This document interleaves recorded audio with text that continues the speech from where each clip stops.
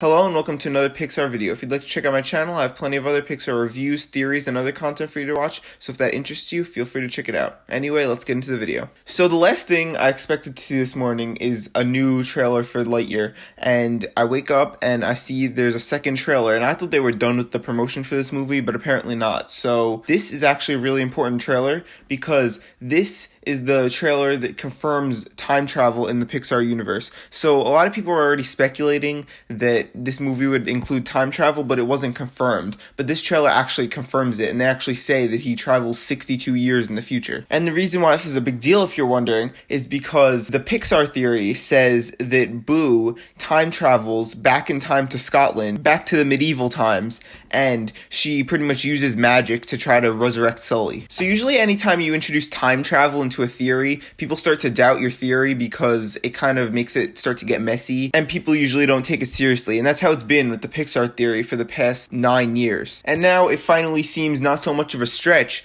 because it's actually something that's introduced in one of the movies as something that exists within the Pixar universe. So since the movie didn't come out yet, I can't really put it in a place in the timeline yet, but my first thought, I would think it would be somewhere around the time of WALL-E. But my only hang up with that would be that Buzz Lightyear was produced in the 90s, which they say in Toy Story 2, the Buzz Lightyear toy. This is the Buzz Lightyear aisle. Back in 1995, short-sighted retailers did not order enough dolls to meet demand. And that means that this would have to take place before the 90s, because obviously the Buzz Lightyear toy is supposed to be based off of the real-life Buzz Lightyear. But as we've seen in The Incredibles, the government has access to a lot more advanced technology than average citizens, because we could see the supers have powers, they have all this advanced technology like the Omnidroid and all these things. So it wouldn't be that much of a stretch to say that if that was in the 60s and they had all this advanced technology, that probably by the 80s, maybe late 80s, that this would probably be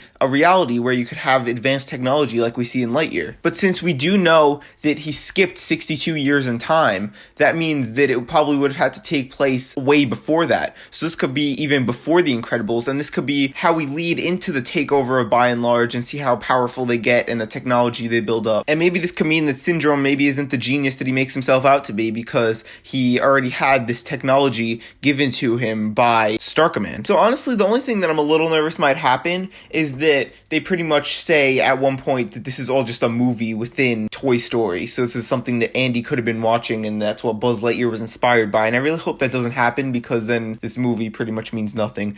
But we actually already have a series, the Buzz Lightyear cartoon series, which is supposed to be what inspired the toy. So from what I take out of it, this actually happened, and then they made a TV series based around it, and then Buzz Lightyear is from that TV series. Because if you see the trailer for the TV series, it actually shows them bringing it into Andy's room, which means that that exists within Toy Story. So this is something that Andy probably watched, which is what made him want a Buzz Lightyear action figure in the first place.